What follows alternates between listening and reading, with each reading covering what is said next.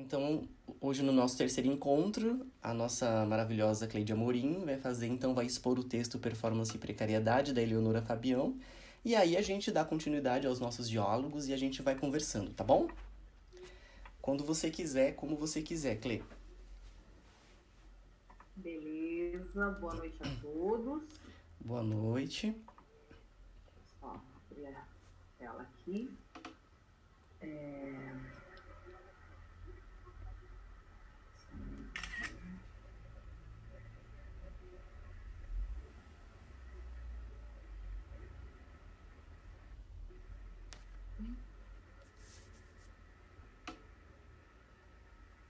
Eu só queria saber se vocês estão me ouvindo bem, Estou. se tá fritando ou alguma coisa assim, Não, se tá tá audível, audível, tá tá bem normal. legal. E também tá aparecendo aqui a sua exposição da Eleonora Fabião. Ah, legal. Deixa eu só abrir o texto aqui para eu ir acompanhando também, porque a gente acaba esquecendo, né? Algumas coisas.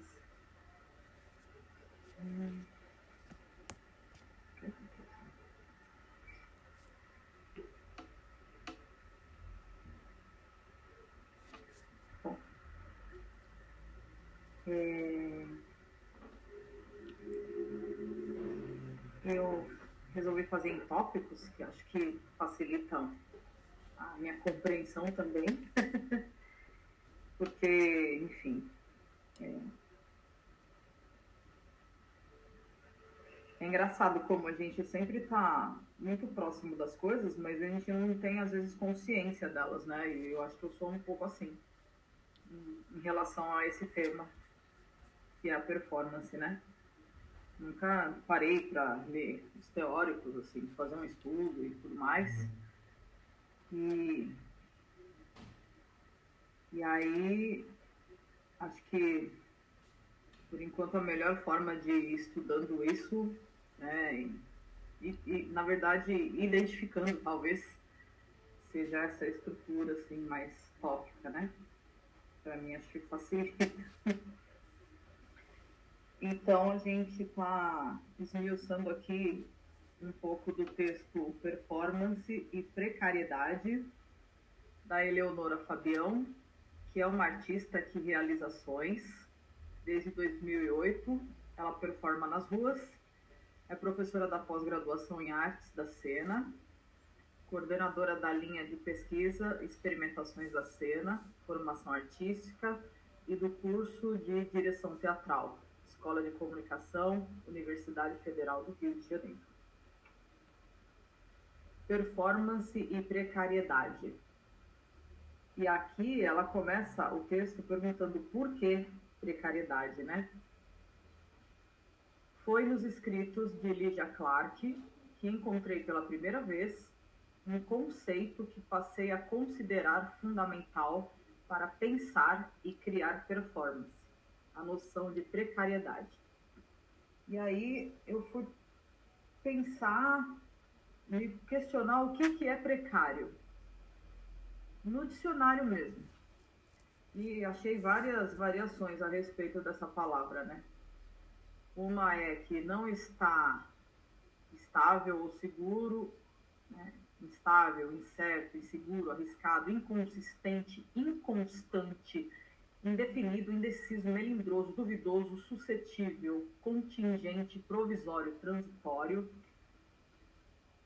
Escasso também pode dar uma conotação de insuficiência, deficiente, insatisfatório, incapaz, incompetente, inepto, insuficiente, pobre, escasso, minguado, pouco, estreito, ou que tem pouca resistência, débil, frágil, fraco, delicado, enfraquecido.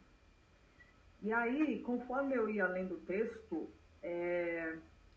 me vinham essas palavras, assim, como se fossem imagens mesmo. Rasgo no tempo, ruptura, choque, furo, abalo, chacoalho, caos, desorganização, revelação.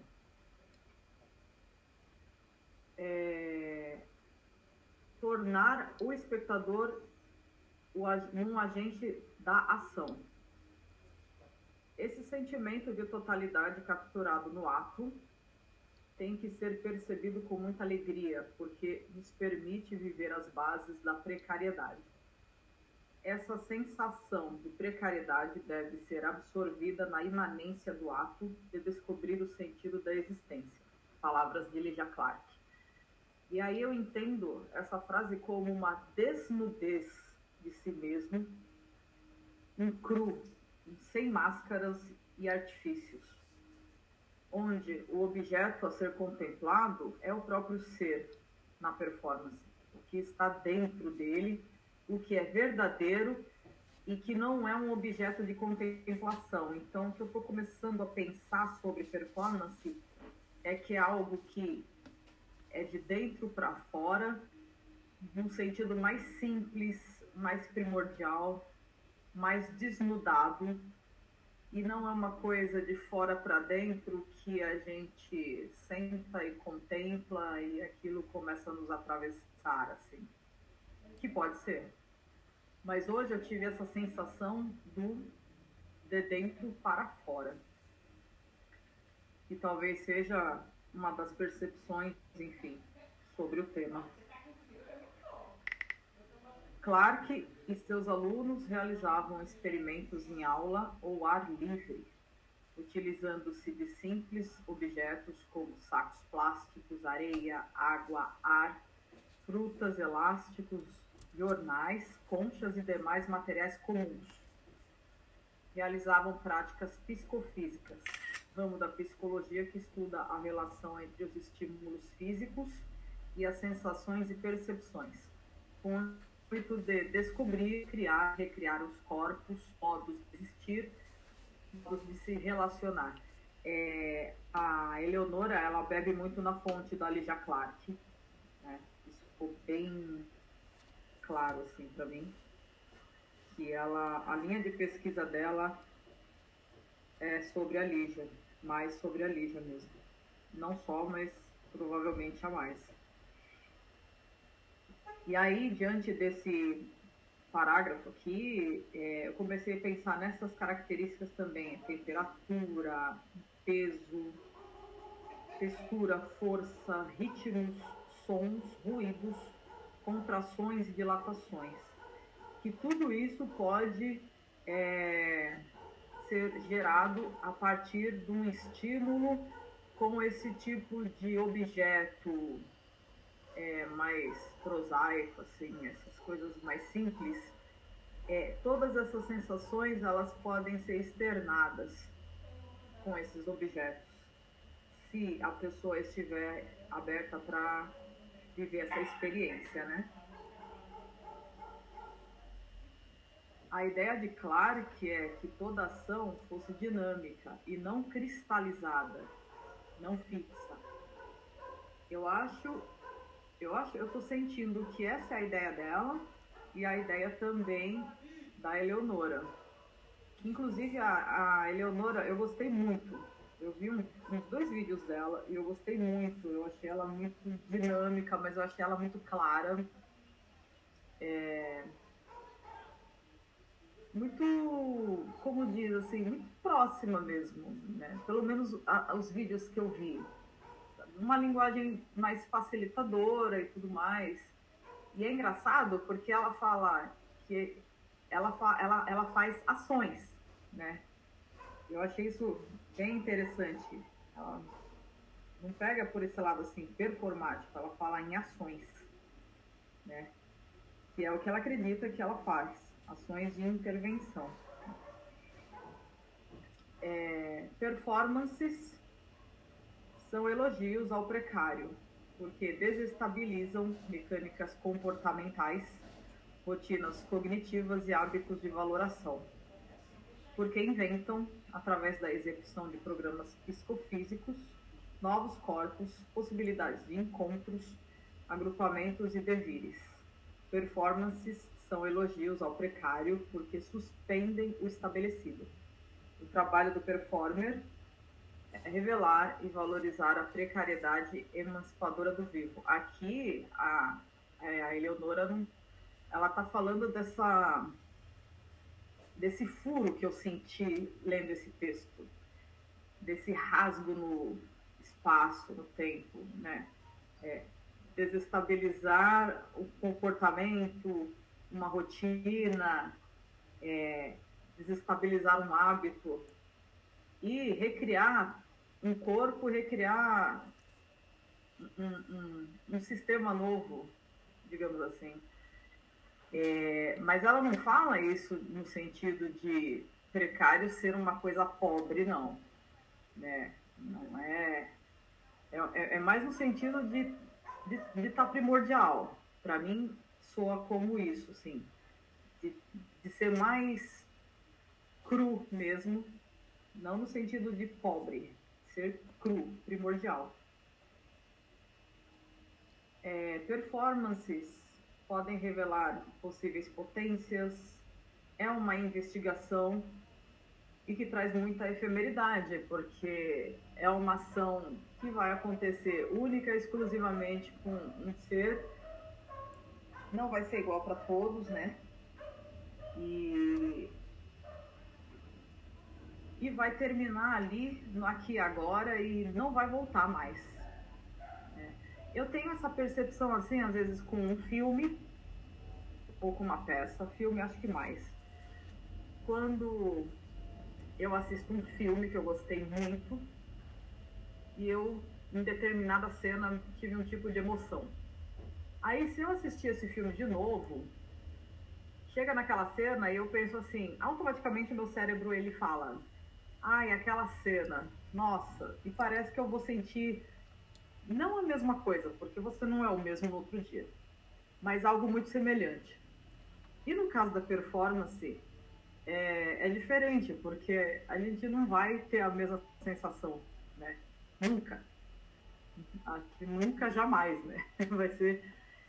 Porque a gente não sabe o que vai nos atravessar, então a gente não sabe o que vai sentir. Se eu for assistir o Coringa, eu sei que eu vou me emocionar pela história do Arthur Fleck. Agora, vivendo uma performance, eu não vou ter a mesma sensação nem a mesma percepção das coisas. Vai ser diferente. Então, nesse sentido, a performance é um ato único, exclusivo, e não tem repetição, né? O caminho do simples, não da falta de recursos, né? Como ela mesma põe isso no texto. Descobertas pelo comum.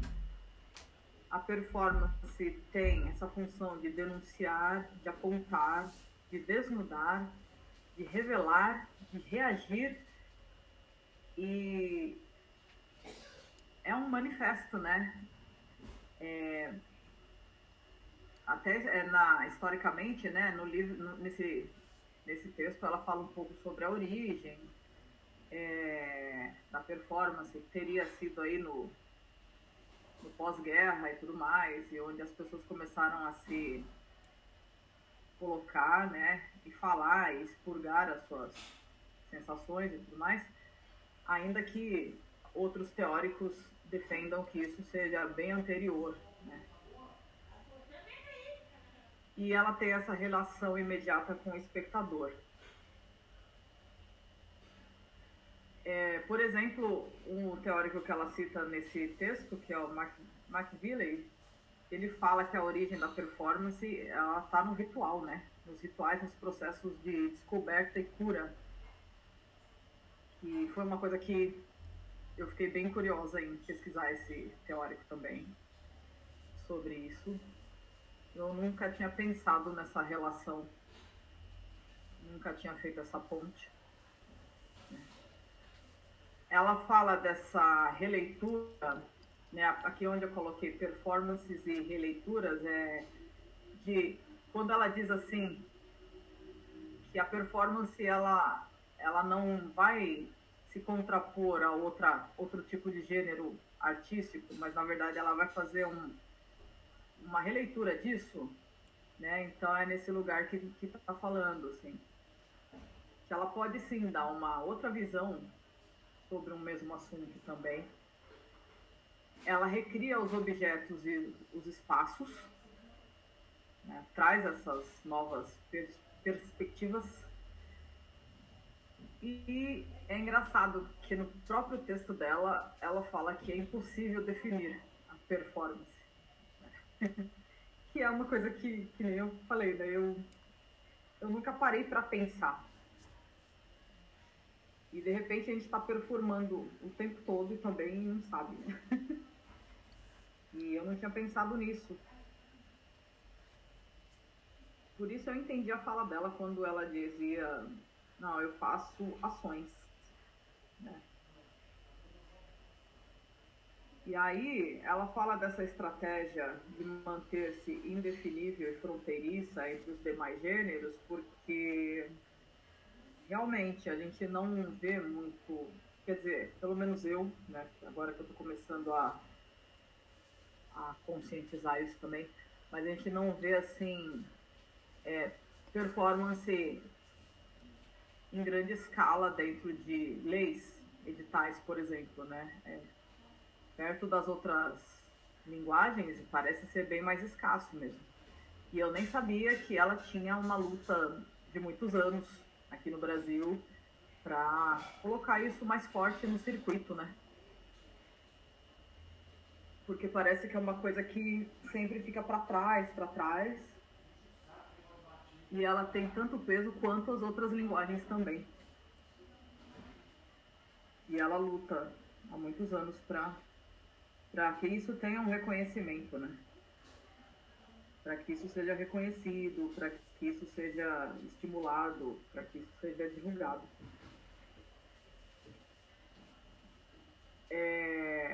Na performance existem as tendências, mas não existe uma receita pronta.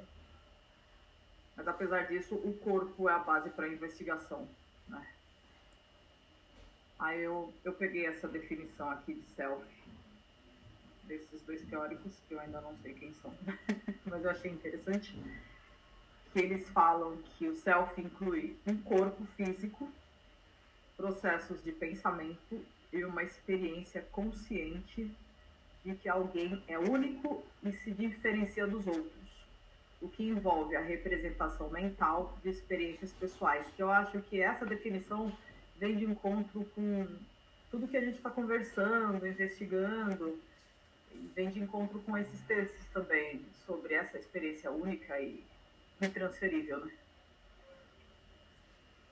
A Clark, eu achei paradoxal, assim, contraditória, né? Tanto ela quanto a Eleonora. E eu gostei disso. Porque nenhuma das duas, elas dão uma definição concreta das coisas. Fica dúbio. E eu achei isso legal. Essa dúvida, eu acho que pode alimentar muitas outras coisas. Eu gostei disso. A performance tende a ser menos alegórica. Não que ela não vá ter as suas alegorias, mas no meu ver, acho que ela vai ser até menor, né? Ela é de natureza contraditória e ela quebra os padrões. Conclusão, as minhas impressões sobre... para mim, a Eleonora me parece circular nas ideias. Ela está sempre se perguntando o que é a performance, a que serve e se precisa ter uma lógica. Ela define performance como ação. A experiência é o ponto central e não se trabalha com o sentido de repetição. É único e individual. Essa é a impressão que eu tive lendo um pouco desse texto, vendo alguns vídeos sobre ela. E eu gostei dessa dualidade, assim, de não definir as coisas. Né?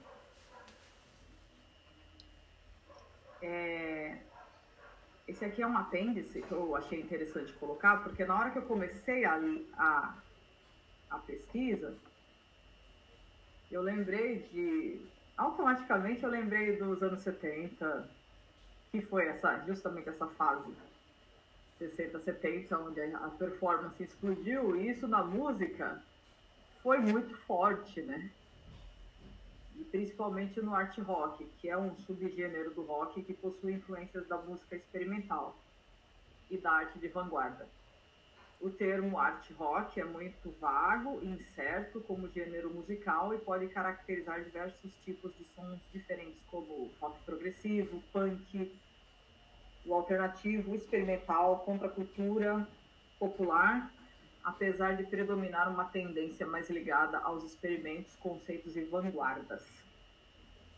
Vanguardas europeias foram tendências artísticas que tomaram a cena na Europa no início do século XX.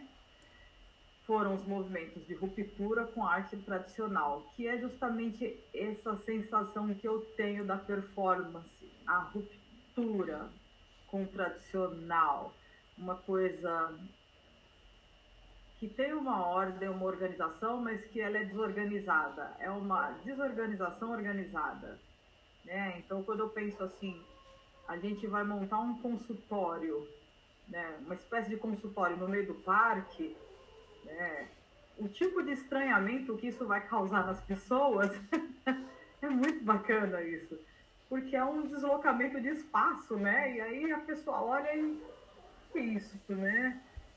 Já causa esse estranhamento, assim. A música experimental dos anos 60, 70, mais dos anos 70, ela era muito performática, muito. E foi uma fase que, assim, saiu um pouco do rock and roll, né? E aí começou a entrar uma fase, assim, que começaram a entrar outros elementos sonoros musicais, instrumentos. O pessoal estava um pouco perdido no sentido artístico. Acho que no rock progressivo mais ainda, tanto que é uma coisa que ninguém sabe muito bem definir até hoje, que mistura música clássica com pintura e escalas gigantescas e solos de 20 minutos, enfim. E música espacial, que é bem dos anos 70 também, bem experimental mesmo. Então eu lembrei desses artistas também, né, lendo os textos, né? Por exemplo, a Kate Bush, o Peter Gabriel, o David Bowie, o Frank Zappa, a Laurie Anderson, o Brian Eno. A Laurie Anderson, que é performática, né? Quer dizer, agora eu não sei que ela já está um pouco velhinha, mas ela era performática. O Brian Eno, que é formado em pintura. A Laurie, que era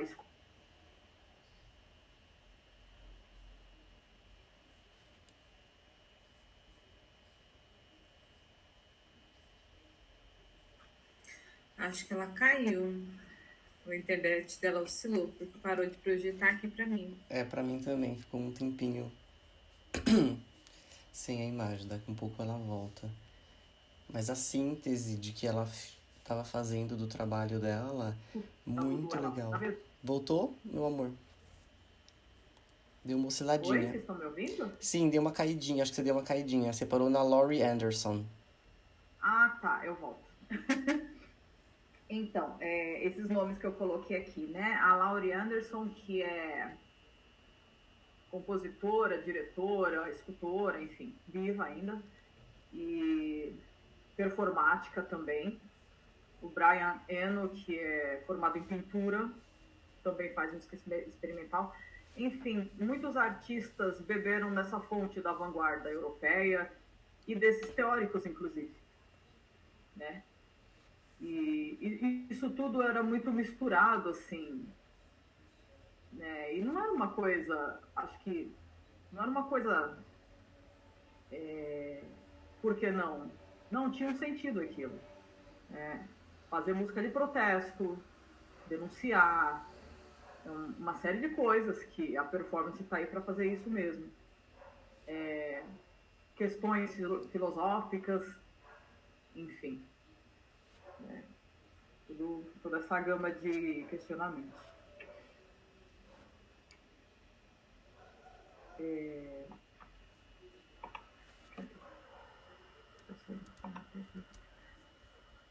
Será que eu consigo compartilhar um álbum de fotos? Acho que sim, né? Vou tentar aqui. Não, mas primeiro eu tenho que abrir, né?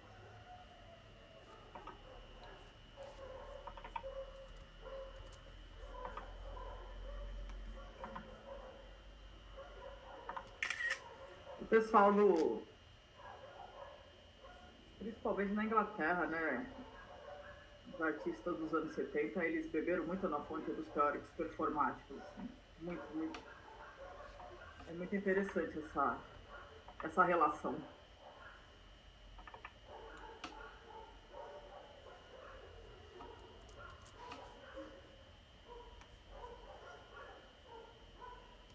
Vocês conseguem ver, né? David Bowie.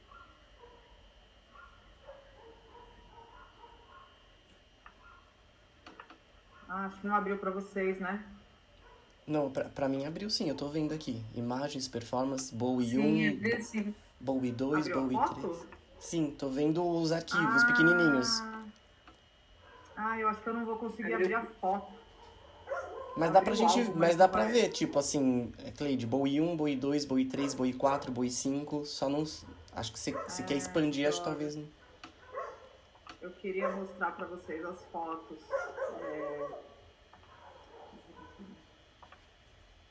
Vocês vão ver. Deixa eu tentar aqui.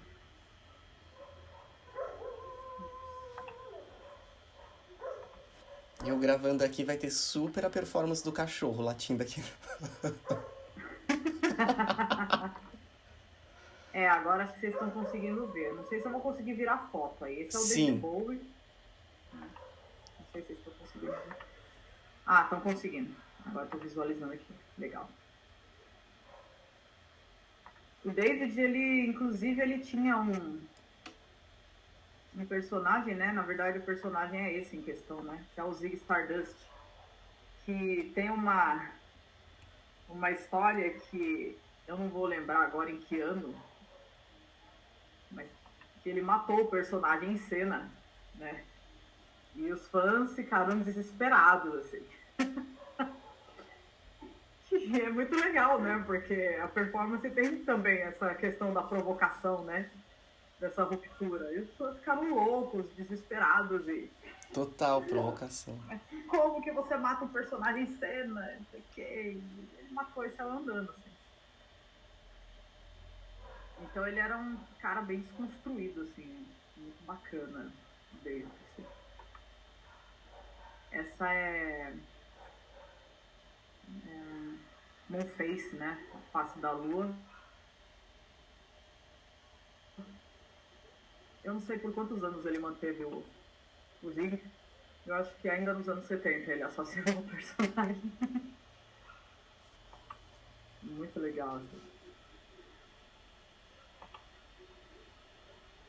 Gosto muito das fotos setentistas, assim, eu acho bem performáticas, fora de padrão.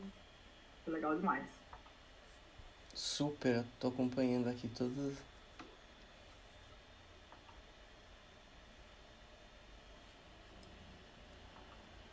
Essa é a Kate Bush, uma cantora que eu adoro também. Não tá muito no circuito, não. Ela voltou, acho que nos anos 2005, parece, fez um show, subiu de novo. A Kate, ela tem uma música dela que é bem famosa, que é Hunter and Hines, né? O Morro dos Ventos Uivantes, que ela fez baseada no livro mesmo. E quando ela gravou aquela música, ela escreveu e gravou a música, adaptou, ela tinha 19 anos e foi um boom na vida dela, assim. E ela era muito performática. Isso aqui é foto de show. Ela fez uma turnê na vida. Uma só. Então, e ela trocava de roupas, assim, no show. Ela usava vários figurinos e tudo mais. E foi a única turnê da vida dela. Foi essa. Essa aqui eu acho que é uma foto de álbum dela. Essa é de show. Ela é bailarina, né, por formação, compositora, produtora, tudo. Que agora ela já está com quase 70 anos. Essa é uma das fotos que eu mais gosto dela, porque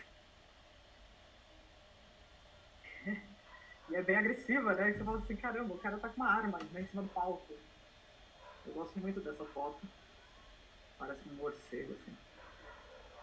É bem fora de padrão mesmo, né? Bem performático mesmo.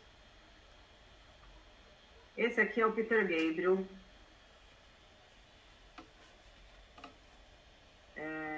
Ele foi vocalista do Genesis até 1974. E ele era um vocalista completamente performático também. Esse personagem é o Old Man Henry. O Old Man Henry é o velho homem, é o velho Henry, né?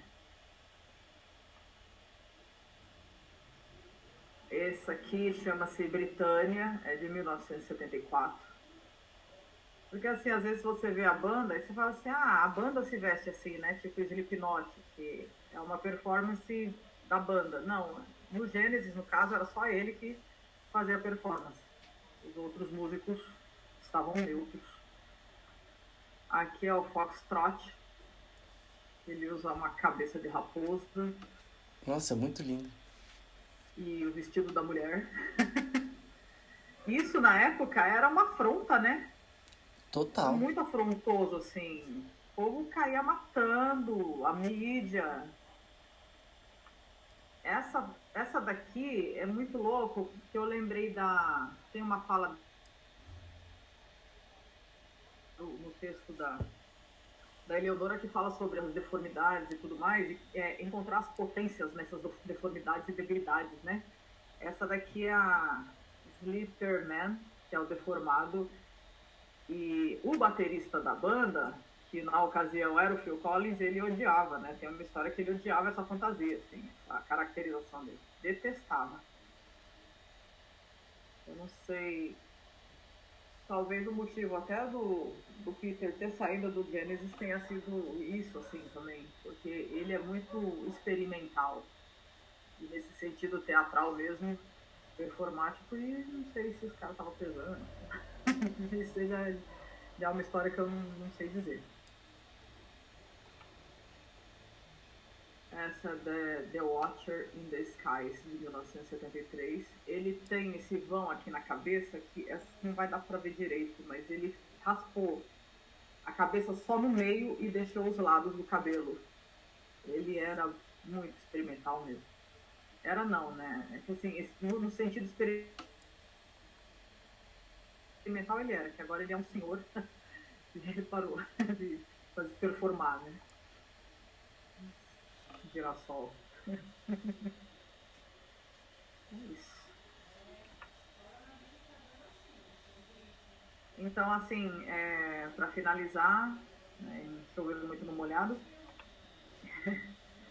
foi essa sensação que eu tive mesmo sobre a performance, além de tudo que a gente falou, sobre essas questões de a relação da performance está muito próxima dos outros gêneros, muito, muito próxima mesmo, às vezes a gente nem percebe isso. E é uma experiência única, individual, intransferível. E acho que ela vem assim para dar um chacoalho mesmo, né? Para dar uma acordada na pele, nos órgãos, nos sentimentos e tudo mais, assim. É isso, pessoal. Eu gostei muito da sua síntese, né, de apresentar em PowerPoint, que é uma forma como eu também organizo meu pensamento, porque às vezes eu acho que às vezes uma palavra, uma frase, ou às vezes um excerto de 3 linhas, um parágrafo, uma palavra só, uma frase, tem a capacidade de uma constelação inteira, assim. Às vezes você pega um trecho, tem muita informação ali, tem muito valor ali, se você prestar atenção. E os tópicos, assim, eu achei que você fez uma síntese muito bom do texto. É um texto que eu gosto muito da Eleonora Fabião, que articula a Lygia Clark, os pensamentos sobre essa fragilidade, né, sobre o precário e toda essa pesquisa que você foi até fazer no próprio dicionário, né, essa performatividade das coisas. Mas antes de eu continuar algumas falas, eu queria dar voz para a Natália fazer algumas considerações, se ela quiser. Eu vou fechando aqui, gente, para não...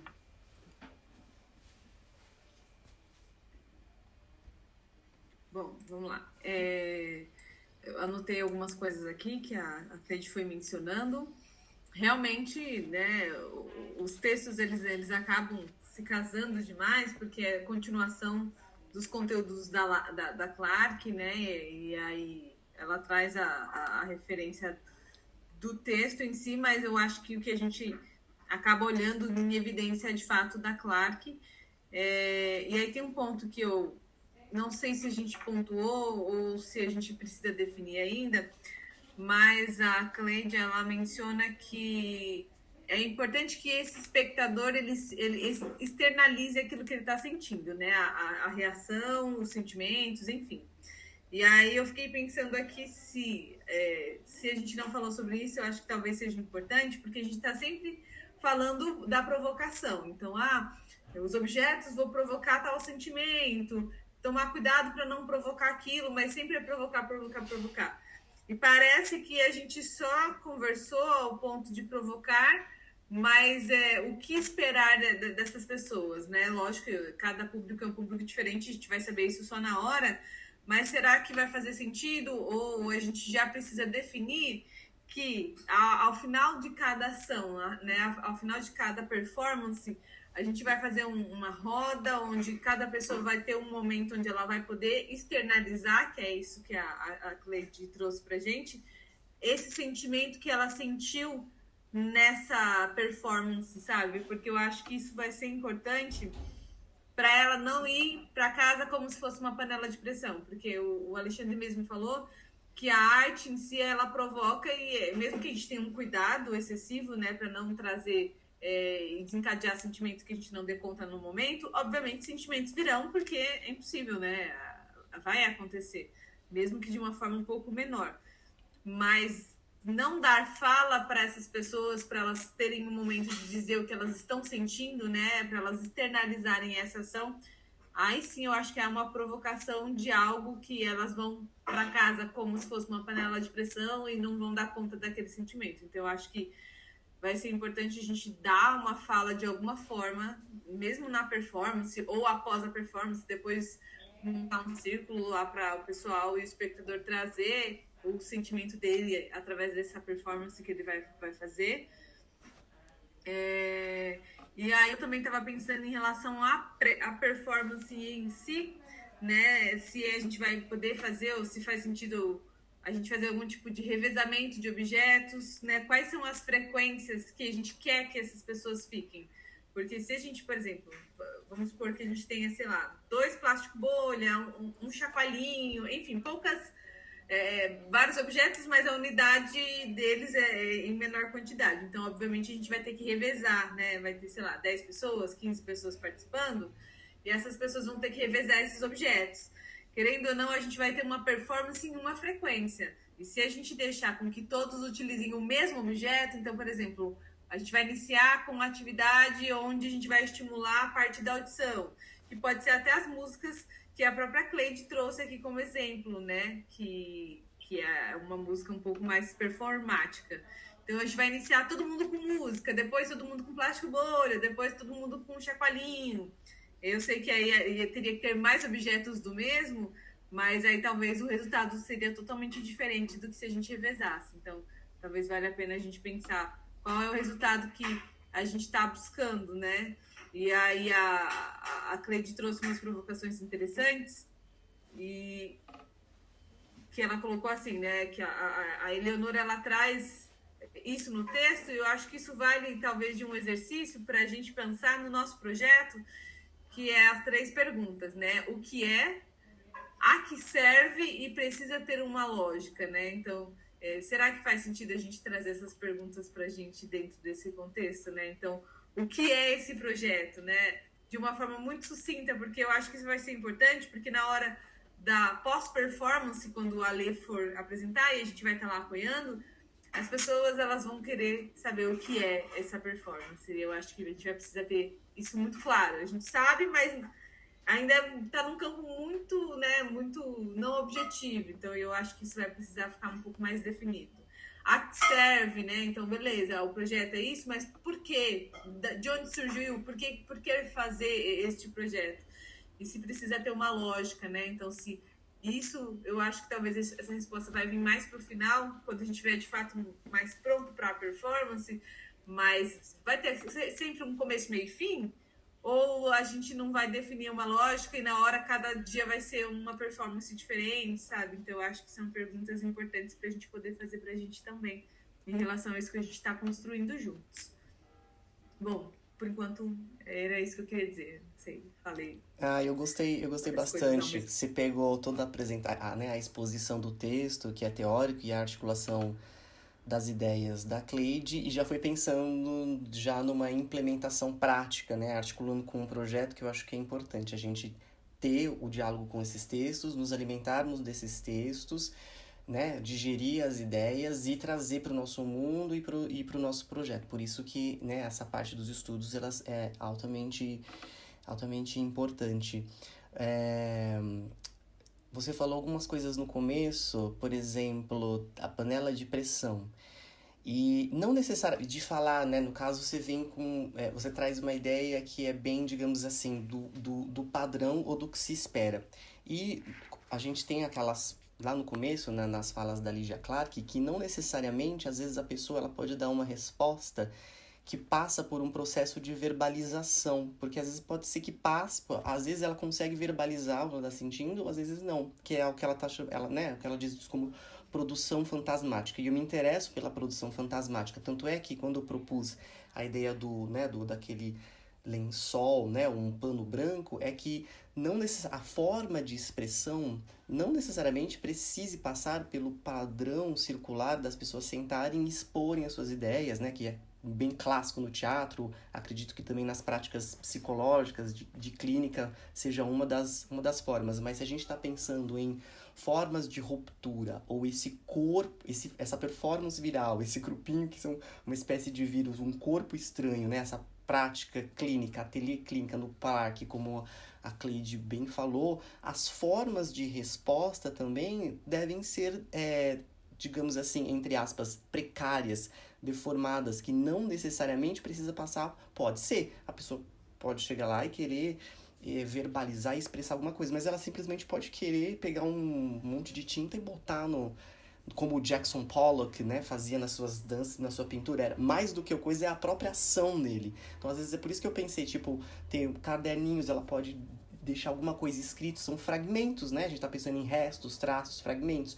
Deixar alguma coisa pintada pra gente, um pedaço de papel com algumas coisas escritas. Eu acho que isso é uma forma de você verbalizar, expressar, que não necessariamente precisa passar pelo processo de verbalização. Talvez não tenha ficado muito claro, mas é uma ideia, e como a Nath traz essa pergunta, é um processo, né? A gente fala, o projeto ele passou ali na categoria das artes plásticas, então não necessariamente precisa ser o verbo, né? Mas pode ser a tinta, o movimento, alguma coisa que a gente capta também, né? Como a gente vai registrar nós mesmos, alguma coisa fica, né? Nos interessa o resto, o fragmento, o traço, alguma coisa, né?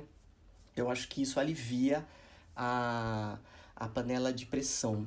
A Nath falou também sobre as perguntas. A que serve isso? Tem uma lógica, né? A Cleide falou que ela resiste um pouco tanto a Clark quanto a Eleonora Fabião, né? Define e desdefine, né? Então ela fica numa zona híbrida e embaçada, porque a performance ela resiste à categorização, a uma certa definição, mas ao mesmo tempo você vê que tem uma certa definição, né, do indefinível. Tanto é que o texto do Richard Schechner, ele vai trazer a performance como uma coisa ampla, que é tipo, você expandir, tá fora só isso dessa ideia que acontece na caixa preta e no teatro.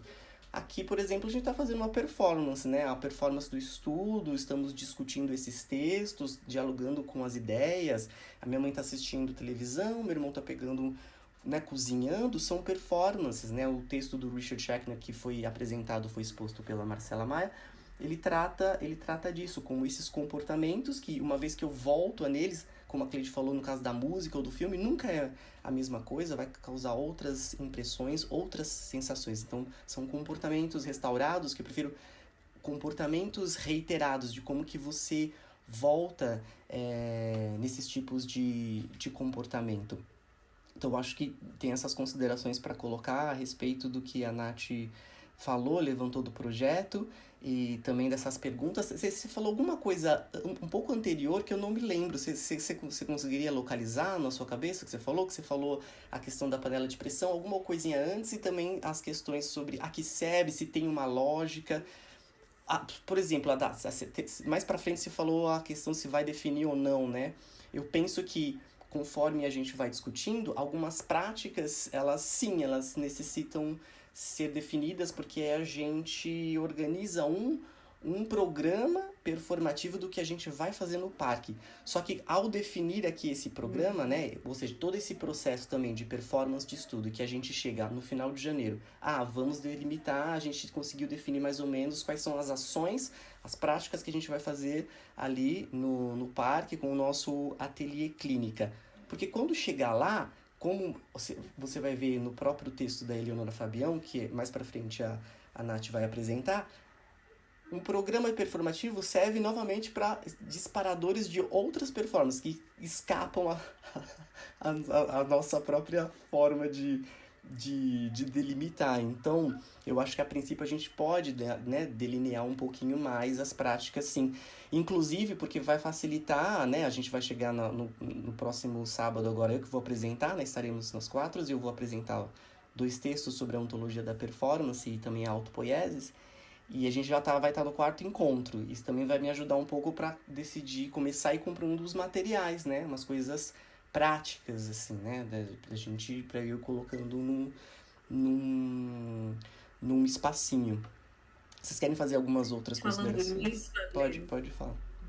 A gente tinha conversado na terça passada, nós 3, né? Que seria bacana a gente já ir pensando nas 2 horas de ações, né? Tipo, tantos minutos de respiração, meditação, massagem, 30 minutos tal coisa. Então, eu acho que talvez, se fizer sentido, eu não sei se você acha que está muito cedo, ou talvez não, esse exercício individual, coletivo, fique já para este sábado. Como estaremos os 4, sim, como estaremos os 5, eu acho que aí a gente já consegue definir algo, assim, não que necessariamente precisa seguir até o final, mas pelo menos a gente já consiga construir uma ideia de começo, meio e fim, como você mesmo tá mencionando, já para poder pensar nos materiais para comprar, nas performances, enfim. Você diz, por exemplo, da gente, os 4, já aqui pela plataforma, experimentar algum tipo de prática?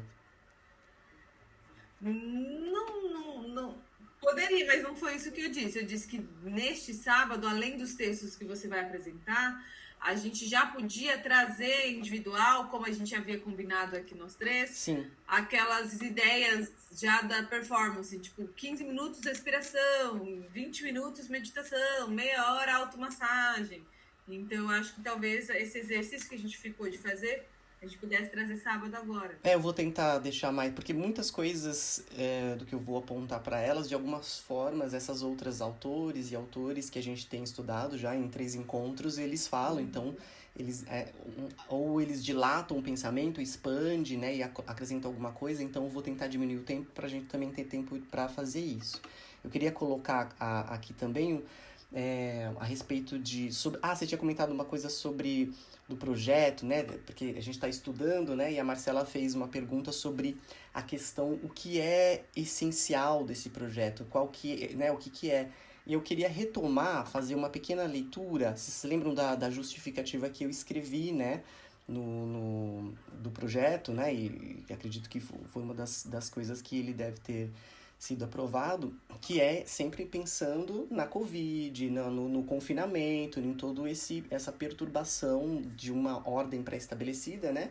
Que criou-se um novo corpo. E eu gostaria de fazer uma pequena... associando ao texto da justificativa que eu fiz, acrescentar algumas colocações do filósofo sul-coreano, né? O Byung-Chul Han. E aí ele diz assim: vocês preferem que eu faça uma leitura da justificativa inteira com esses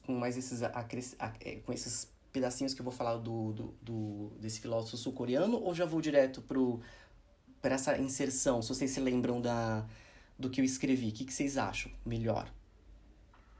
Eu faço a leitura... Pode fazer, a leitura... pode fazer tudo. Então vou fazer a leitura da justificativa. Porque assim a gente retoma e clareia qual que é, né, se não está muito claro, a proposta do projeto, o que talvez seja o essencial mesmo, o que a gente está tentando fazer com esse projeto. Vamos recapitular e relembrar. Então, a justificativa foi escrita da seguinte maneira: o que é um corpo? Poderíamos dizer que um corpo é apenas todos os elementos bioquímicos que o compõem. Estrutura óssea, músculo, sistema sanguíneo, linfático, neurônio, sinapses, memória. A noção de cuidado se restringe apenas aos aspectos biológicos? Alimentar-se, vacinar-se. Seríamos apenas essa massa amorfa de matéria biológica do mundo, sem nenhuma dimensão de ligação com a linguagem?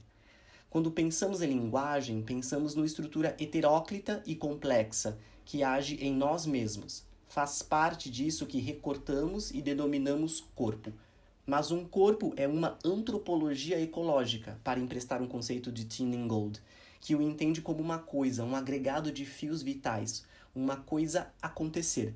Aconteceres que se entrelaçam, donde a matéria psíquica, metabolismo linguageiro, por fundamento, vaza pelas coisas em performance.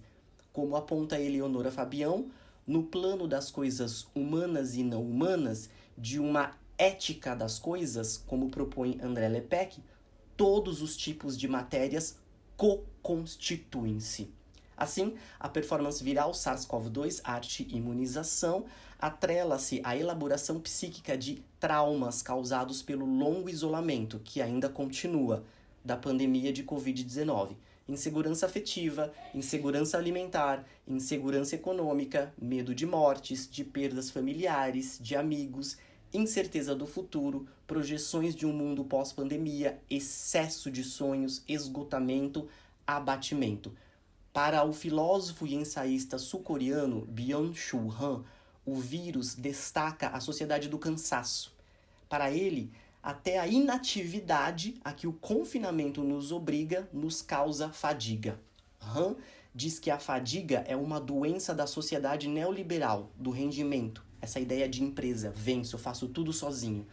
Nos autoexploramos, sendo prisioneiros e vigia de nós mesmos, o que nos daria a sensação de liberdade, mas isso só dilata nossa fadiga.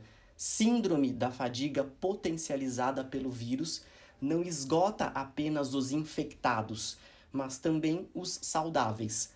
Ao dizer que a pandemia acentua o campo neoliberal, Han aponta a pressão interna que se robustece devido ao excesso de redes sociais, lives permanentes e teletrabalho.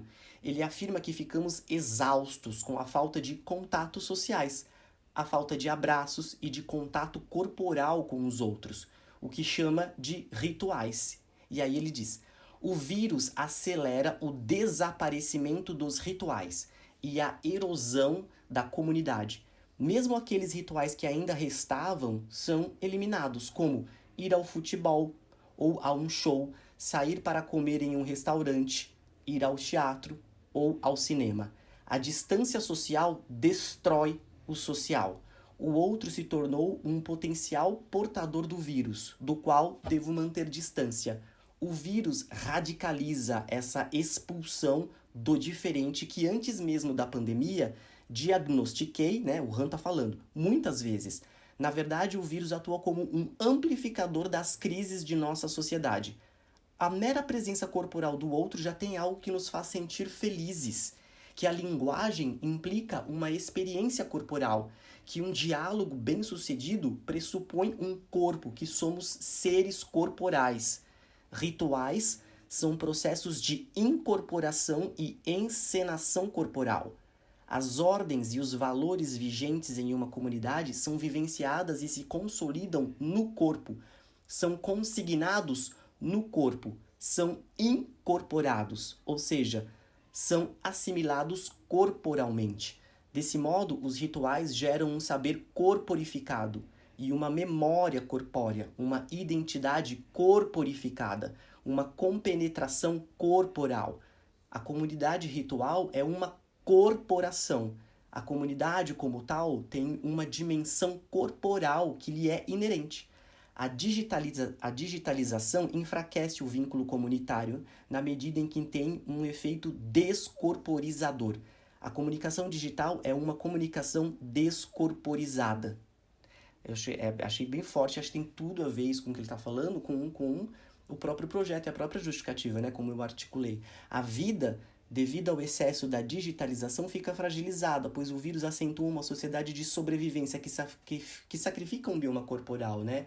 O humano, né? Esse bioma, esse nosso corpo, é um corpo também, que tem, né, que o digital também é um corpo, que tem no prazer ritual do encontro entre pessoas a qualidade de vida. Para Han, o início do século XXI, do ponto de vista patológico, não seria nem bacteriano, nem viral, mas neuronal.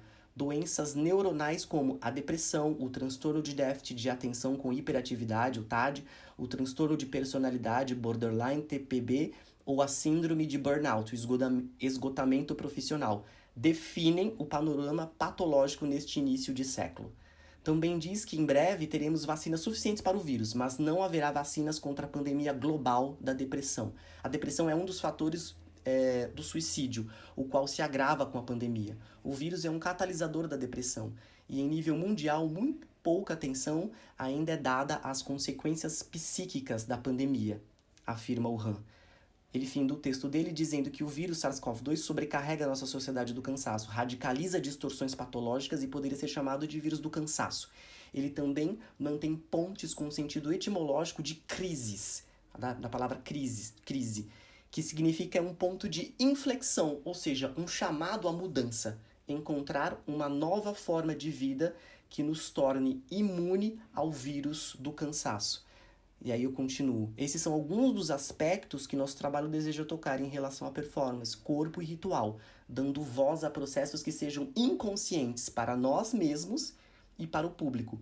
Performance disparadora de performances, das quais a partilha de matérias possa servir para as artes plásticas, o ateliê instalação, o ateliê clínica pandêmico da SARS-CoV-2, arte e imunização, pois vivemos em rede, tudo está conectado. No limite, não há distinção do vírus da Covid enquanto performer. Ele performou em nós toda uma nova realidade social que não estávamos acostumados. Ele performou em nós sentimentos angustiantes. Ele e a cultura, juntos, desenhando as mudanças e as crises por que passamos, né?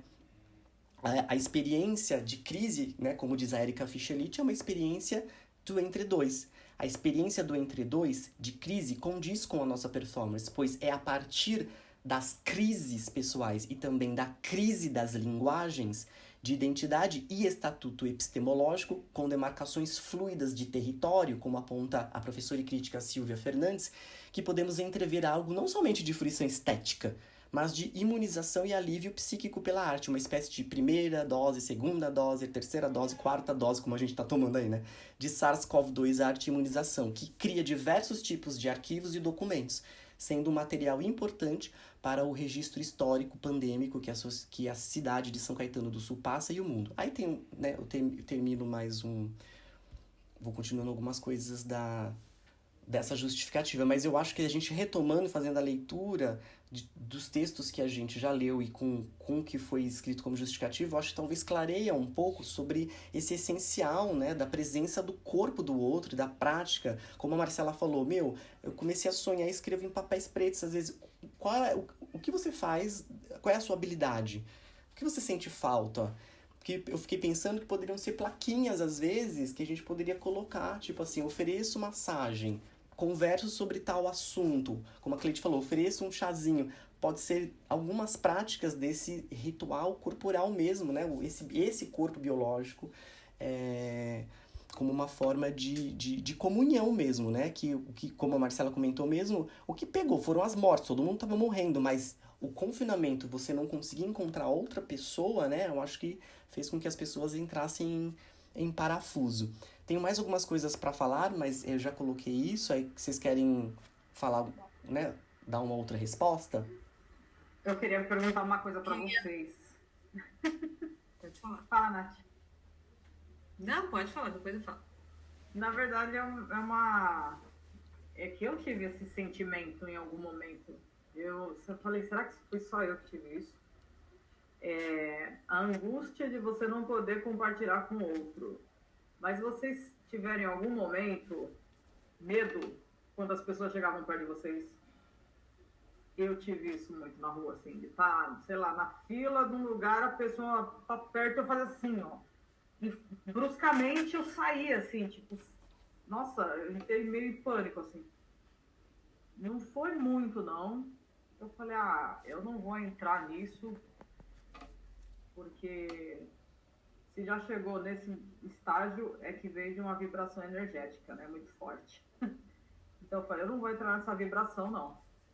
Mas teve uns dias que eu ficava, assim, cabreira. As pessoas chegavam perto de mim e eu me retraía, assim, igual um tatu, sabe? Um tatuzinho bola, assim.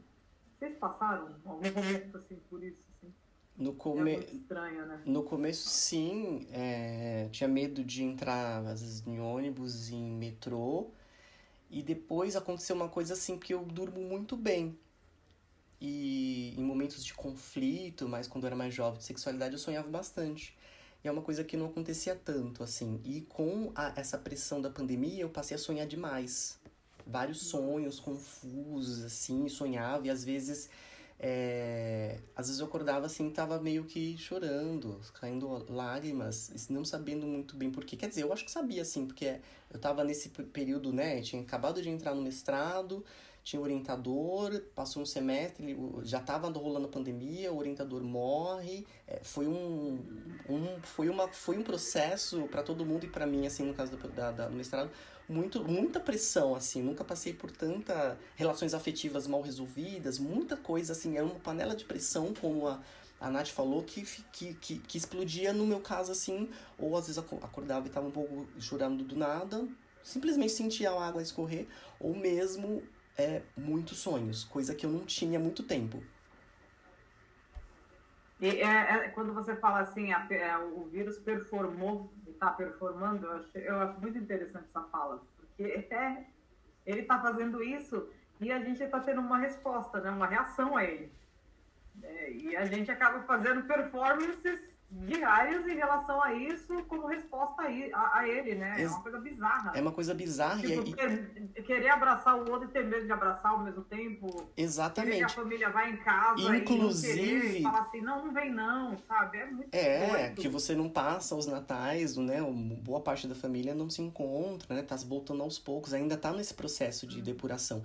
Inclusive, você vê como eu escrevi até na própria justificativa, para processos que são inconscientes para nós mesmos, porque às vezes não é muito claro o que a gente está fazendo ainda. Então, essa ideia de ter tudo muito lógico, né? Como a Natália citou, citou a própria pergunta da Eleonora Fabião. Precisa ter uma lógica? O consciente não segue uma lógica. Ele tem a lógica dele. Na verdade, essa pergunta foi minha, não foi dela. Fui eu que fiz essas perguntas porque eu estava perguntando se isso precisa ter lógica. Baseado no que ela escreveu, né? Eu acho que tem uma lógica. Mas isso precisa ter uma lógica? Não. Que serve isso? Não uma lógica do que comumente a gente tá pensando do que seria a lógica de 1 mais 2 vai dar 3, né? Eu acho que segue uma lógica de um inconsciente mesmo, que tem a lógica dele, né? Ele tem a lógica dele. Uhum. Então você vai trabalhando, você vai articulando uma série de materiais e vai vendo. Quando você vê, você fala, meu, o que é isso? Todos os textos, você pode ver que nas partes dos meus estudos, que eu vou fazendo coisa, depois eu organizo, mando uma arte digital, todos eles eu pesquiso onde tem a palavra cura, onde tem a palavra medicina, xamã, máscaras, esses rituais, como que a performance está super ligada como sendo uma das funções dela, essa função, entre aspas, de cura, né? Porque acha assim, a pessoa está curada agora, né? Eu acho isso fraco. Eu acho que a pessoa ela vai retrabalhando, vai trabalhando e vai trabalhando, nunca para. Todo, né? Fica sempre com esse vazio que vai sendo criado. Mas como que ela tá muito ligada com isso, né? E no final, na oficina, eu coloquei, né? É uma oficina sobre performance que articula a ideia de vírus, corpo e saúde psíquica. E todos esses textos têm essa questão do práticas xamânicas, práticas medicinais, funções de cura. Você vê que isso é um dos focos, né? Política, tudo, mas eles estão todos ali amalgamados, né? Então, o vírus está performando? Poxa, tá performando no meu corpo. É interessante, porque assim, o texto mesmo, ele questiona você. Isso que é legal. Você vai ler e você não fica apenas como um agente da passiva ali. Mesmo que você não tenha compreensão total, eu não vou falar de compreensão total de um texto desse, porque aí eu tô mentindo. Tem bastante falas teóricas e tudo mais, teóricos que eu não conheço, mas é que nem eu falei, tem uma coisa que ela coloca que é muito simples, que parece que ela está provocando você também enquanto leitor. E aí você começa a se questionar também. Mas é uma das funções da performance, né? É tipo, ela, muito ela, louco isso, ela, né? Até ela, a estrutura do texto faz isso com você. exatamente. Esse é o poder performativo no sentido de quebrar padrões, né? Quebrar comportamentos, quebrar valorações, quebrar tudo que tá fixo, né? Tudo que é isso E aí, aqui. só para arrematar aqui, para a Nath dar a voz para a Nath, sobre o extravasamento, o que eu penso é que sim, Nath, ele pode ser verbal, inclusive. Né? Eu acho que a gente precisa criar possibilidades, né? Como o Ale falou, a pintura, não sei, um caderno, uma caixa, tipo, para colocar recados, não sei. Uma coisa que funciona muito bem hoje, por incrível que pareça, o WhatsApp. Se você quiser mandar um áudio pra gente, fica à vontade, tipo, manda no número do Ale, assim, passa o número pra pessoa, a pessoa verbaliza e manda a mensagem. Porque tem um lance de... Não acontece com todo mundo e não é em todo lugar, né? Das pessoas, às vezes, passar uns processos desses e ficar retraído, assim, né? E, tipo, não querer falar, ou ficar com vergonha do que sentiu, se sentir incomodado pra caramba, e tem outras que quer falar, assim, tipo, ai, eu queria... E até dar essa abertura pra sentar e falar... Não, que foi um lance legal que a Eleonora fez do Conversa sobre Qualquer Assunto. Achei muito legal aquilo. Tipo, da pessoa chegar e falar, posso conversar com você 5 minutos? Pode. Então, acho que todas essas liberdades são válidas, sim. A verbalização e todas as outras mais. E, caramba, o que eu ia falar? Só que nesse sentido de ruptura mesmo, de um chegando, outro saindo, um passando, outro olhando. Não sei, eu não penso em agregar essas pessoas, não. Tipo, fica aí, pessoal. Não. Total liberdade, assim, no princípio do caos mesmo. Chegou, performou, foi embora, sabe? Do transitório, né? Como a própria Lídia Transitório, transitório. Total. do fugaz. Nath? Não, eu tava pensando no que o Ale falou e agora a Cleide até complementou, né? A própria performance que a gente tinha pensado em fazer, né? E de fato faremos 2 horas. Então será 2 horas e aí tem várias atividades que a gente ainda não definiu, mas né, eu tava muito no pensamento de como se essas pessoas que participarão do primeiro momento da performance ficariam até o final, e de fato não vai acontecer, até porque é um parque aberto, o pessoal não vai ficar lá 2 horas fazendo a mesma atividade. E aí o Ale trouxe uma coisa na fala que eu fui meio que mentalizando aqui, eu achei bem interessante, né? Porque de forma inicial eu tinha pensado que seria mais o que a Cleide falou, de uma forma mais pro caos, tudo acontecendo ao mesmo tempo, e a gente fazendo basicamente os mesmos movimentos, as mesmas performances. Mas também, como vai ter a estruturazinha montada pela gente, né, como se fosse de fato um espaço para aquilo, funcionaria muito, muito bacana se cada pessoa também tivesse responsável, enfim, por uma atividade específica. Então, por exemplo, o Alexandre deu a ideia da plaquinha, que eu gostei, que é visual, e aí chama quem está de fora.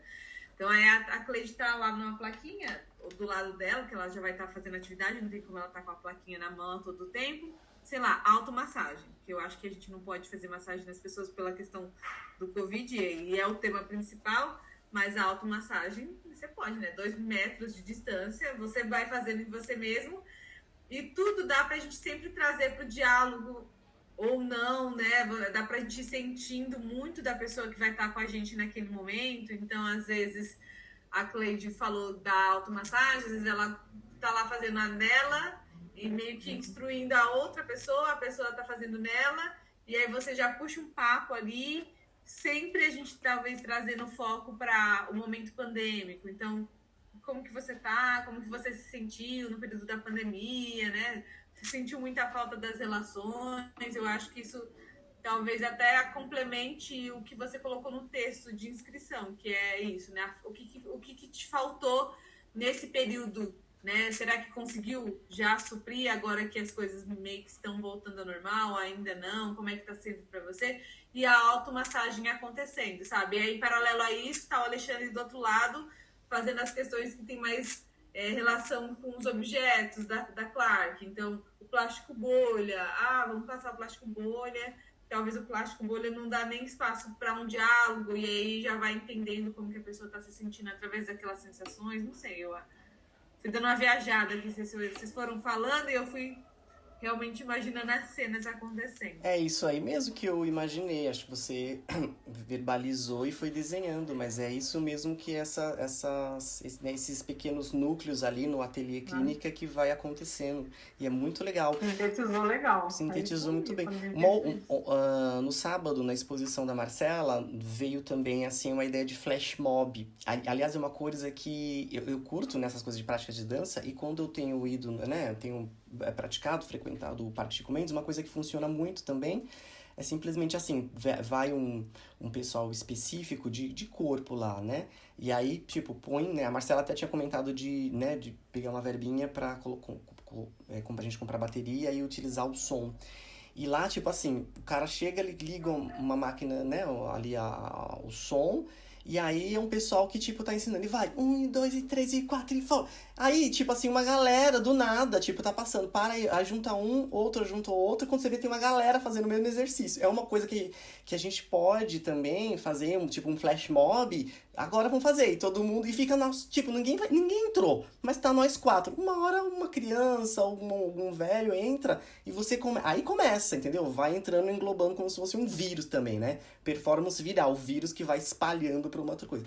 Acho que essa ideia de flash mob pode ser uma prática de flash mob pode ser bem interessante, né? Imagina, e aproveitando nesse corpo estranho de estar fazendo as coisas e já tentando fazer o link de outra coisa que eu queria comentar, que era a questão do palhaço, né? Que a gente tá falando assim, isso que a gente tá fazendo, qual é a relação do palhaço, né? Foi uma questão da Nath do nariz, e depois a Marcela fez uma pergunta pra mim, e a Cleide colocou aquelas palavrinhas, e eu retomei, porque eu começo, bom, assim, já falar da minha vida sempre foi meio conturbada, engraçada, e eu sempre fui inadequado em várias... Uma vida é uma palhaçada. Uma vida é uma palhaçada, em várias coisas. Aí, assim, oficialmente, depois da Fundação das Artes, eu começo a me interessar mesmo pela figura do palhaço a partir de 2005. Então, de 2005 adiante, eu tenho quase 13 anos só de ficar fuçando na máscara e na máscara do palhaço. Não só de experimentação pessoal da minha vida, é uma prática da minha vida mesmo, de entender quem é o Alexandre e por que as pessoas sorrindo, dão risada em algumas coisas que eu faço, né? Fui investigando isso, experimentando, fui fazer muita coisa na rua com a Maria Silva na época, antes de ler teoria. Depois eu me alimentei muito de teoria, tipo, eu li muita coisa, li teses de doutorado de várias pessoas e fui buscar uma bagagem teórica, confirmando muitas coisas do que eu tinha experienciado e também dilatando a minha consciência. E assim, pegando essas coisas. E agora, né, mais recentemente, já fazendo pontos com a Lydia Clark, porque a gente está falando em comportamento reiterado, eu voltei algumas anotações minhas e falei assim, nossa, isso aqui tinha passado em branco. Falei assim, cara, isso aqui como casa com a Lydia Clark agora, hoje, neste momento. Naquele momento passou, porque eu não tinha essa outra formação ainda, né? Então, como você vê, quando você volta para as coisas, você descobre pela própria literatura mais coisas. Então, a minha pergunta, por exemplo, eu queria fazer uma pergunta para a Natália. É uma pergunta mesmo. Quais as formações do inconsciente, Natália? Você que estudou psicologia, você se lembra? Poderia me dizer? É uma pergunta. Quais as formações do inconsciente? As formações de cabeça eu não lembro, Ale. Eu ia ter que dar uma pesquisada. Se você quiser, eu posso trazer essa resposta no próximo encontro. Pode, você pode desenvolver um pouquinho mais no próximo encontro, mas eu vou falar assim, as formações do inconsciente, o que compõe ele, né? Ações de formar o inconsciente. Então, assim, a gente tem essa produção do sonho, né? O mundo onírico, tem os atos falhos, piadas, xiste, né? Esses são movimentos que vão desenhando as formações do inconsciente. E aí você fala em palhaço, você fala tipo, você tem uma coisa do xiste, né? Você tem alguma coisa de que te escapa, que você não controla muito bem, então tem a ver com pulsões. Então, há uma relação entre o palhaço e as formações do inconsciente. Você pode muito bem fazer essa ligação entre o palhaço e a psicanálise e as formações do inconsciente. Alguns pontos que são fulcrais para um trabalho de palhaço, por exemplo, ele está ligado com os jogos da infância, está retomando. Se você pensa em psicanálise, normalmente ela está sempre tentando voltar a um mito da infância, né? Porque ela fala assim, tudo que você vê com os primeiros olhos muito bonito que era da primeira infância. Depois parece que você se perde, mas a primeira infância, então, o palhaço, ele tá voltando aos jogos de infância, que é aquele brilho do jogar, né, dos jogos infantis. Tem uma passagem no livro Relâmpagos com Claror, que é a Beatriz Siciliano, ela faz uma pesquisa, né, da Lygia Clark e do Hélio Oiticica. E tem uma passagem da Lygia Clark que ela fala assim: estou mais próxima do meu ser fundamental. : a criança. A partir da obra Caminhando dela. Então, veja, um ponto. Outra coisa que a gente tem, por exemplo, é nesse jogo, né? Que é esse, Chan? Desculpa. Relâmpagos com claror. A vida como obra de arte. Em Lygia Clark e Hélio Oiticica. Depois eu posso mandar o link. Esse livro está disponível naquele site do portal da Lygia Clark, em PDF, você pode ler. Eu li ele todinho. Outra coisa é desenvolver os próprios dramas pessoais, seus dramas. Tá ligado com as questões do palhaço. A máscara, ela é um laboratório. Então, se você está falando em laboratório, você também está fazendo a máscara, uma relação entre a máscara e a performance. Ela é laboratório.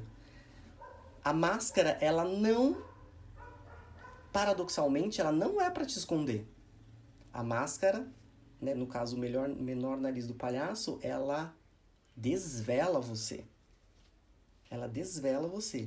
Ela limpa você dessa ideia de uma outra máscara, que é a persona social. Agora que eu sou Alexandre, eu sou professor. Agora que eu sou isso, não. Ela deixa você num certo campo do vazio para você experimentar. São coisas relacionadas a pontos fulcrais de trabalho com palhaço. Então, a máscara esconde ou revela? Ela revela. A máscara, ela propicia você desenvolver sua própria forma de rito. Quando você coloca a máscara, calça a máscara. Tem isso também. Normalmente, na pedagogia do Lecoq, por exemplo, vai-se do silêncio até o som. Até você conseguir emitir uma palavra. Então, tem todo um trabalho do silêncio do corpo. Veja, liga-se também a uma ideia de produção fantasmática da Lygia. Ela se interessa em libertar o potencial expressivo do corpo, né? Ela é uma máscara interna. Veja como a Cleide falou, né? A performance, essa coisa do interno, tal. Você tá se ligando com suas coisas próprias, né? Suas pessoais. É uma máscara interno. Sendo uma máscara interna, ela liga-se faz ponte com a psicanálise, portanto, com as formações do inconsciente. Aliás, um dos pontos na época, né, do trabalho tanto do Coupeau como do Lecoq era uma postura de trabalho pela via negativa da máscara. Tipo, não é por aí, não é por aí, não é por aí. E assim ela vai dando vazão para algumas coisas que ainda você não compreende muito bem de você e que às vezes o outro aponta para ti. Então ela tem uma ligação, a máscara e o inconsciente tem uma ligação forte pela via negativa. Aqui é uma frase que eu peguei da tese de doutorado que eu li há muito tempo, que é A Máscara na Formação do Ator. Essa tese é da Elizabeth Pereira Lopes. E tem uma coisa que eu tirei que é bem legal. Tem uma passagem que ela cita o Jacques Villette. E ela fala: o clown trabalha com seus inimigos, ele mesmo e o palco. Se você traduzir os inimigos com as suas próprias questões pessoais, com o jogo entre o consciente e o inconsciente, tá super ligando aí. Uma outra coisa que é bem legal, que eu vou apresentar pra você, depois eu posso mandar o link, que é esse foi muito tempo que eu li isso aqui, que é é um artigo publicado pelo Ricardo Pussetti, que ele tenta dar conta da experiência do Lume. O Lume é super conhecido sobre os trabalhos de pesquisa com clown, né? Eles conhecem muito com clown lá, até fazer as coisas mais interessantes, né? O clown, assim, pra eles é central no trabalho do ator, assim. E ele escreveu esse artigo que chama O Clown através da Máscara, uma descrição metodológica, em que ele articula um pensamento das práticas do Lume junto com a experiência que eles tiveram com a clown canadense Sue Morrison, que ela articula essa experiência do clown ali europeu com o xamanismo dos índios norte-americanos. É bem legal. E numa passagem, depois eu faço rapidamente um ponto que eu grifei desse artigo, que é, né, depois eu mando pra vocês. Tem uma passagem que é bem legal, tipo assim, que ele fala, o clown, tipo, você não tem que ir lá e fazer uma gracinha. Não, quanto mais nu, ou como na palavra da crítica, quanto mais cru você for com você mesmo e tá fazendo as coisas, provavelmente mais engraçado fica. E normalmente você tá com umas verdades bem profundas. E a pessoa vai lá e solta uma boa gargalhada da sua cara. E aquilo acaba te ferindo. Veja, porque você tá verdade, meu. O cara tá falando aquilo e, meu, do fundo do meu coração, acredita. A pessoa vai lá e dá uma super gargalhada. Quebra uma imagem que você tem de você mesmo, que a outra pessoa construiu de você. Então tá super ligado. Então ele tem umas coisas assim, fazendo coisas sérias que se tornam cômicas. Não é pra fazer gracinha. Porque normalmente a pessoa põe o nariz, né, não faz uma pesquisa, e aí você fala assim, meu, tá me irritando, né? O que tá rolando aqui? Você vê que não tá legal, né? Porque, tipo, a pessoa não tá sendo verdadeira, ela tá querendo fazer gracinha. Não é fazer gracinha. Aí que é o lance. Você pode aprender técnicas, gags que complementam a sua máscara, né? Delineiam, mas não é por aí. Então, o clown também tá ligado, se liga então à própria performance, porque ele tá ligado com rupturas de lógicas, rupturas de padrões pré-estabelecidos, né? O clown, como o Ricardo coloca no coiso, ele não existe assim por si só. Ele existe, a palavra clown é igual à palavra entre, ou como o Schechner falou, ele define ali também a performance como entre. O que é? O clown só existe no espaço do vazio entre ele e a relação com alguma outra coisa. Sem isso, sem o vazio e a possibilidade. Eu não sei. Uma coisa fundamental para ele funcionar nessa possibilidade da loucura, eu não sei o que eu vou fazer. É o não saber. Sustentar o não saber. Tem essa coisa para ele funcionar. Porque aí você vai ver o que surge ali naquele momento. Então, enquanto programa performativo, o clown, a máscara que a gente está fazendo, o inconsciente e o programa performativo junto com a ideia da Clarke, eu acho que eles casam muito bem. E essa relação já é uma pesquisa minha, porque, né, não estou vendo em outros locais. Então veja, o clown é confronto consigo mesmo diante do espelho. Você é um espelho seu mesmo. Procura-se o avesso, o lado frágil, o oculto. Abre-se a couraça social. O clown, ele é um resultado de pesquisa. Umas coisas, palavras-chave também é a ideia de pulsão. Uma coisa vem, você deixa. Às vezes ele não filtra muito, né? Como um ato falho, assim. A coisa acontece e fala, meu, olha o que você falou. Tipo, porque a sociedade, né? Você colocar o id, o ego, o superego, essas coisas, você vai lá e te passou pelo filtro. Não vou falar isso. Ele vai e fala. E aí depois ele... tem essa coisa de pulsão. É muito ligado a uma mitologia pessoal. Se você pegar aqui o texto do Mircea Eliade, tem uma passagem que ele fala que o inconsciente é estruturado numa mitologia pessoal. E o clown, ele trabalha com a sua mitologia pessoal. Essa ideia de pulsão, de pulsão, de mitologia pessoal, de equação, de metabolização simbólica, tem a ver com a ideia de uma produção fantasmática. Deixa as coisas fluírem, porque nesse artigo aqui tem uma frase muito legal que, quando eu li naquela época, me passou, porque o Pussetti, ele compara a máscara com o butô. No butô, não é você que dança, você é dançado. Ele fala que o fantasma dança. Então, eu peguei essa ideia de fantasma e linkei com a ideia de produção fantasmática da Lygia Clark. Deixa as coisas virem.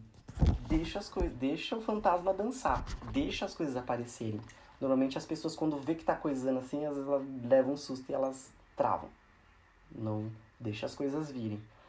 Então, para resumir essa ideia sobre qual é a relação entre o palhaço e a psicanálise, eu acho que ela é total. Inclusive tem um videozinho, eu vou mandar, que é o próprio Christian Dunker junto com Cláudio Pebas, comentando alguma coisa, e eles lançaram até um livro. Aí o livro chama O Palhaço e a Psicanálise. E todo esse diálogo com as formações do inconsciente. A máscara é um lugar propício para você dar vazão para isso. Então, eu acho que dialoga... Por isso que quando eu propus a ideia da máscara, fazer esse diálogo com a psicanálise, né? Fazer esse diálogo com as formações do inconsciente, com as nossas pulsões, o que está rolando, tudo isso que a gente está fazendo de pesquisa, que a gente vem com essa bagagem, chega lá, coloca a máscara para ajudar a dar vazão, um contraponto. E aí a gente vai jogar com o que acontecer, como diz a Eleonora Fabião, eu não sei, ela fala, a vida é uma coisa extraordinária, você tá aqui e as coisas meio acontecem. É isso que a gente tem que... Então tem um programa performativo, como diz né? A gente organiza um programa performativo do que a gente pretende fazer.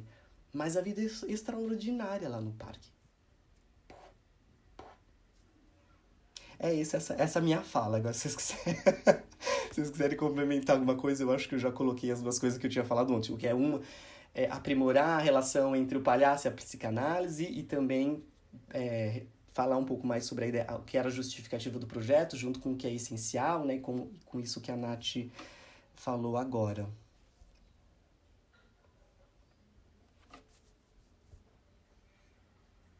Ale, você trouxe pontos bastante interessantes. Eu acho que sábado vai ser um bom dia, porque estaremos todos juntos, então eu acho que, né, a gente vai acabar...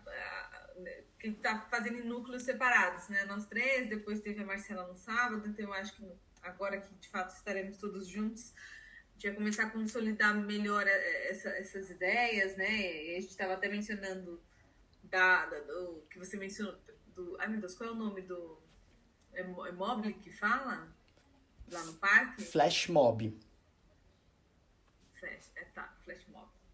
E aí, por exemplo, como estaremos, né, os 5 conduzindo, cada um conduzindo um processo diferente, talvez dar vozes, deixar responsável cada um de nós para uma atividade específica, mesmo que a gente decida fazer o flash mob. Então, por exemplo, vamos ter essa atividade da questão mais...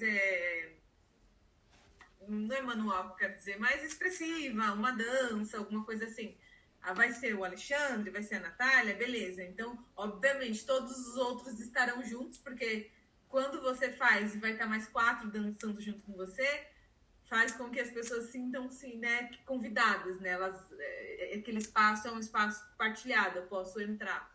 Então, eu acho que talvez a gente começar a entender e se identificar nas atividades também, né? Porque...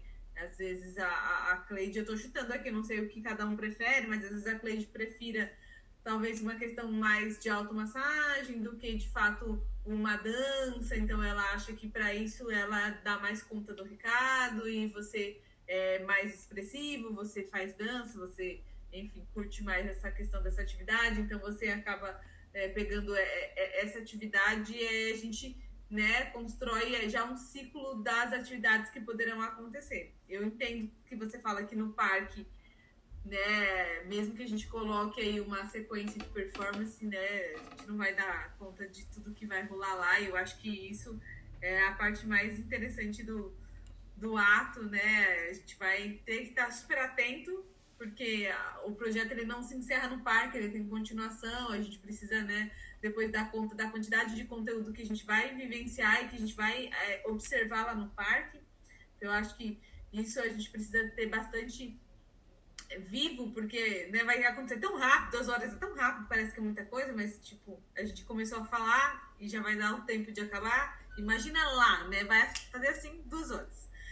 E se a gente não prestar atenção que a nossa atividade, além de viver o momento e fazer com que as pessoas sintam isso que a gente está tentando transmitir, é também prestar atenção na reação daquelas pessoas, para a gente poder ter um material para dar sequência depois, sabe? Então,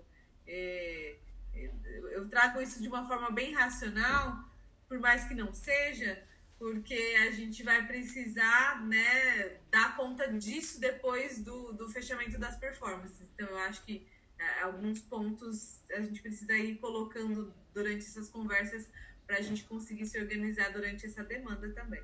Ah, não, com certeza. Eu acho que é exatamente isso que você falou. E veja que conforme a gente já fez, né, 3 encontros aí, material podcast, as coisas vai produzindo muito material, né, e elas vão decantando. Eu acho sim que cada um tem que ficar responsável por uma prática e também pensar em tudo isso que a gente está fazendo, né, o projeto, os textos que a gente tá discutindo e o nosso próprio desejo, que é isso que você colocou, né? O que a Cleide tem vontade de fazer e quer experimentar, né? O que o Alexandre quer fazer, né? A minha vontade já foi enviar um projeto e articular vocês para ele, já é uma vontade, né? Lá vai ser uma outra vontade, colocar o desejo, deixar dançar o desejo também, assim, o que a gente tá querendo, né, a partir desses textos e dos nossos diálogos, né, e tendo a Lígia aí como um norte a partir dos materiais dela, né? Esses objetos relacionais, a gente vê o que a gente pode, enquanto prática, pensar. Eu acho que já no sábado eu vou fazer uma síntese um pouco mais rápida para a gente poder assentar um pouco mais, pensar no, né? E elencando essas vontades e essas orientações. Quem fica responsável por tal atividade, todo mundo dá um suporte, eu acho que é por aí, acho que é por aí mesmo. Vocês querem colocar mais alguma coisinha? Cleide? Não, na verdade eu quero tirar uma dúvida porque eu sou osso, viu, para o WhatsApp, às vezes eu faço parte de um monte de coisa. Você falou sobre a questão da minha pesquisa de humor, para relacionar com o quê? Isso! Eu perdi um pouco isso daí. Porque como eu ia fazer Você fez uma pesquisa bem legal de humor, apresentou na Fundação das Artes, né? Você pode usar esse tempo que nos resta, aí 15 minutos, para falar um pouco, porque o que eu fiz? Quando eu falei das questões da máscara, naquela ideia de colocar o saco plástico, era para tentar fugir dessa máscara, e a Natália confundiu com a máscara do nariz, né? São duas máscaras. Ela confundiu com a máscara do nariz e até tinha feito uma questão que talvez essa ideia de palhaço não seria muito interessante. Aí eu falei assim, falta uma formação sobre o que se entende por palhaço. E aí eu falei rapidamente para elas que tinha relações com a psicanálise, naquele, acho que foi o primeiro áudio, né, Nath, da Lydia Clark, e aí a Marcela apresentou a exposição dela e ela também fez umas perguntas, né? Ela queria saber sobre as ideias da psicologia, da psicanálise com palhaço, fez umas perguntas que tá no último áudio que eu mandei no grupo.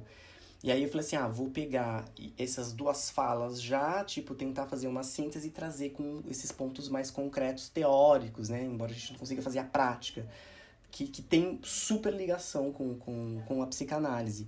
E, como eu falei, né, o palhaço e as formações do inconsciente, você tem ali buracos, excesso de sonhos, atos falhos, pulsão, xistes, piadas, e que tem, né, é uma via de humor ali do palhaço. E aí eu lembrei, vou fazer um link com a Cleide que ela pode expressar um pouco mais sobre a própria pesquisa dela, a ideia dos humores, né, que você fez lá, Galeno, as piadas.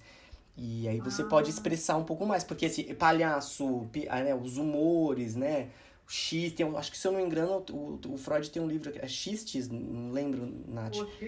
O xiste, que né, você tá falando essa ideia do palhaço, porque o palhaço tem coisas que você controla, tem coisas que você, é o inconsciente mesmo, você deixa vazar, é fora do racional. Tem coisas que você não controla, você deixa vazar. Então ela é uma máscara hiper propícia para trabalhar o inconsciente. Você deixa dar vazão. E aí eu lembrei do humor. Se você quiser colocar, aproveitar esse tempo para fazer, arrematar com a sua pesquisa, seria legal. Tá, na verdade eu preciso reler, né? Não, mas basicamente o ponto de partida ali foi uma pergunta muito besta, assim. Por que as pessoas davam risada de programas de humor de televisão? Foi essa a pergunta, assim. E E a gente não fechou essa pesquisa. Não tem como fechar, né? É uma angústia, né? Que fica aí no ar. Porque quando a gente começou a pensar e a gente trabalhou muito com perguntas, a gente perguntou para as pessoas o que faziam elas dar risada, a gente ouvia cada coisa que não tinha relação nenhuma, assim, tipo, ah, vou no circo, vou ver uma comédia, começa a rir. Não. Teve um cara que falou, eu chego em casa, aí eu vejo a minha mulher brigando com o meu sogro, aí eu começo a rir. Ai, meu Deus. Aí outra pessoa falou pra mim, a pergunta mesmo era o que afeta o seu humor, porque no meio do caminho a gente começou a descobrir que humor e comédia podiam ser duas coisas distintas e complementares. A nossa angústia era saber se humor e comédia era a mesma coisa. E provavelmente não é. O que a gente chegou de conclusão na época é que a comédia é um gênero. O humor é um estado de espírito. E aí, em cima da pergunta o que afeta o seu humor, a gente recebia as mais variadas respostas desse tipo. Minha mulher brigando com meu sogro, eu começo a dar risada. Acordar de manhã e não ter sol no céu, assim, tá nublado. Eu era muito afetada por isso, hoje menos. Um dia como hoje era a morte pra mim. Hoje eu não sei, não ligo. Mas antes era muito irritante, assim, afetava o meu humor o dia inteiro. Eu ficava com raiva, assim, era muito estranho. Falta de dinheiro. Tô com falta de dinheiro, eu fico completamente irritado e mal-humorado. Então eram umas coisas assim até meio absurdas. Tem que levantar para trabalhar, isso acaba com o meu humor. Eu falei, caramba, velho. Umas coisas assim que não tem relação, né? E aí a gente começou a perceber também que esse tipo de programação humorística, televisiva, mais classe C, assim, vamos dizer assim, mais povão e tal, o pessoal ria porque se identificava, né, com as situações.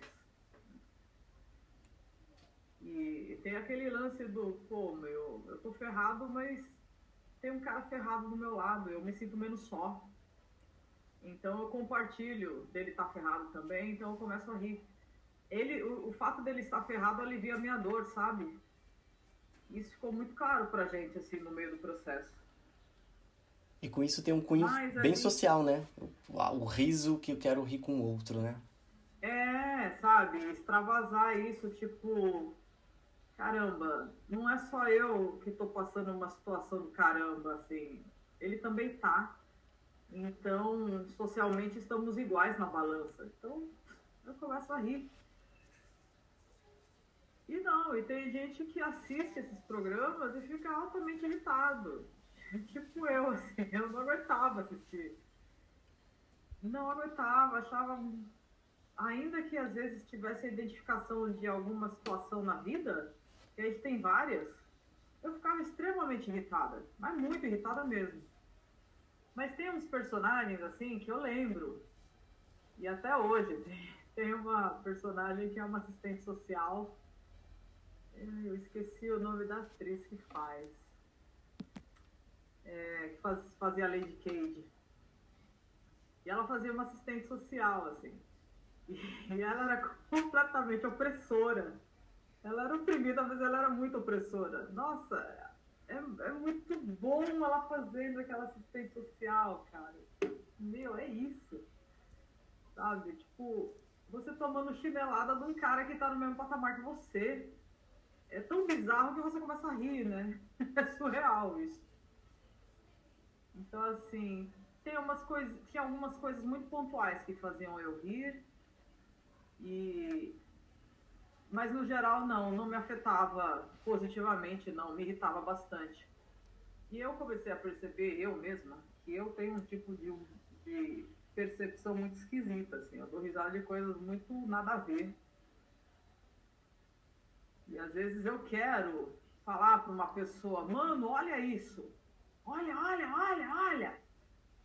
É o tal do princípio do prazer que o Freud fala, né? A piada é um gozo.